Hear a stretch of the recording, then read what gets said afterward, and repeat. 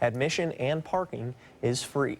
And I wish autumn would bring some cold weather along with those pumpkins. But autumn is not here yet because the license plates have not yet changed colors. We're waiting for that. That's when it officially arrives.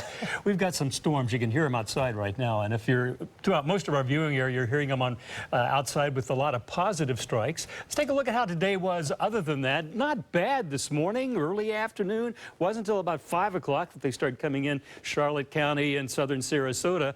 And they've just done nothing but increase in coverage area and dampened most of the area ever since. Currently at Sarasota Bradenton International Airport, thunderstorms in progress. The temperature 88 at the top of the hour. I think it's probably cooler than that right now by the time they take the next observation. Dew point 73.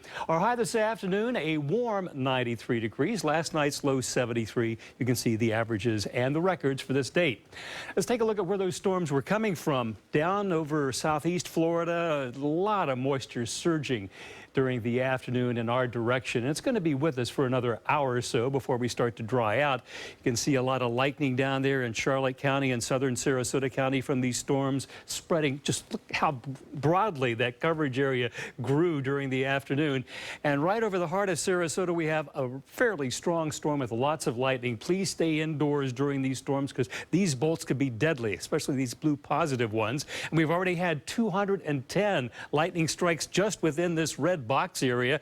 Positive strikes, the powerful, most dangerous ones, 34 so far. Well, this is a beautiful storm. Matthew is a classic, beautiful spiraling storm, but what it could do to the Greater Antilles is probably not going to be very pretty because it is still a Category 4 storm, winds 145 miles an hour. The eye has remained intact. You can see it right there, starting now to drift more in a northwesterly direction. It'll eventually shift to more northerly overnight. And some had thought that the eye would collapse and another one would form out around that outer band there, but it's remaining intact, so it's showing no signs of significant weakening, although it's dropped 5 miles an hour in a maximum sustained wind since this time yesterday.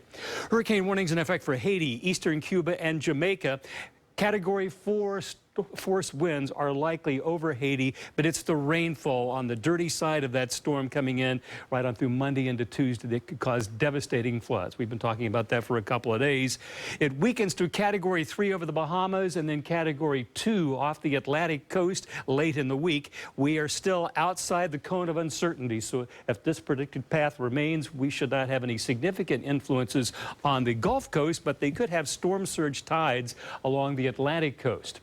Not a lot of rain from this. This is the European model's forecast of rainfall between now and Friday as the storm passes well to the east of us. Anywhere from 1.5 inches to maybe 2.5 inches of rain along the Atlantic coast. But it's the onshore winds that could cause the greatest problems, especially up around Jacksonville, St. Augustine, down to the Kennedy Space Center, Georgia, and South Carolina.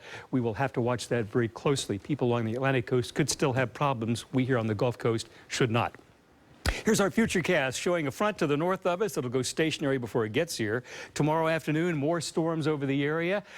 Typical weather pattern for this time of year, and then by Wednesday the winds will pick up as Matthew nears. If you're heading out on the water tomorrow, look for east winds turning northerly in the afternoon to 10 knot seas, 2 feet or less. Great day tomorrow. Weather should not be that great for boating by Wednesday and Thursday though. UV index at the beach 60. Here's my forecast for tonight. Thunderstorms will end overnight. Our low temperature is 74 and the 7-day outlook shows that it will turn breezy come Wednesday and Thursday with a fairly good chance of showers, just not terribly heavy, and then things calm down across all of Florida as Matthew passes by next weekend. Adam?